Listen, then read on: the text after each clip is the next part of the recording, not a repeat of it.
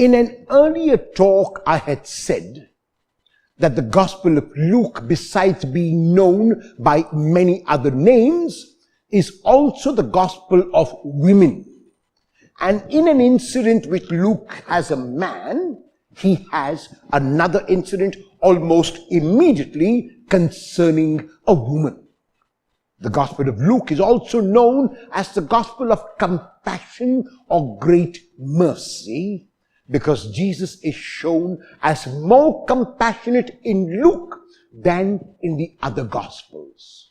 In today's Gospel, we will hear both these aspects of the Gospel of Luke.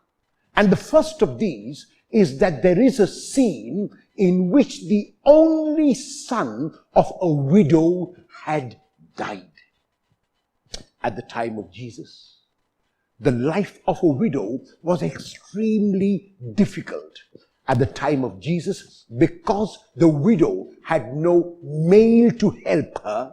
It was not easy for her to do what she had to do, because at the time of Jesus, society was very strongly male dominated. So the widow was looked at not in a very positive manner. The widow was looked at as someone who could be taken advantage of. And this woman, who is a widow, has now lost the only visible means of support in her son. We are not told how old the son was. He could have been a young boy. He could have been a man. And yet, Jesus goes to, as they are carrying the man to be buried, he sees the widow crying, and his first words are words of healing when he says to her, "Do not cry."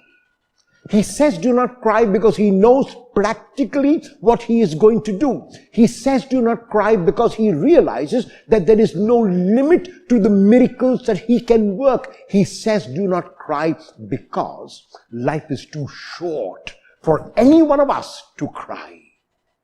And then he goes and simply touches the place on which the man lay, the man who was dead, and he gets up now and is given back to his mother.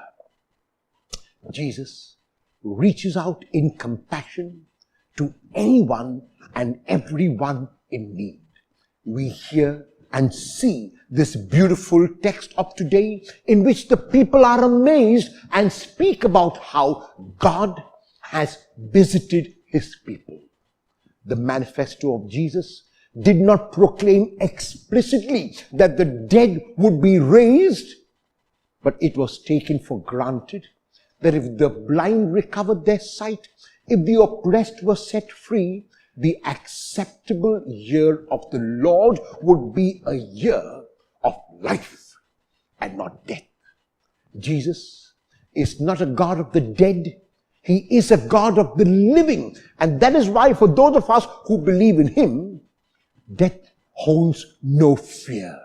For that is why of those of us who believe in him, death is not the limitation. Death is not the end. It is only the beginning of new life.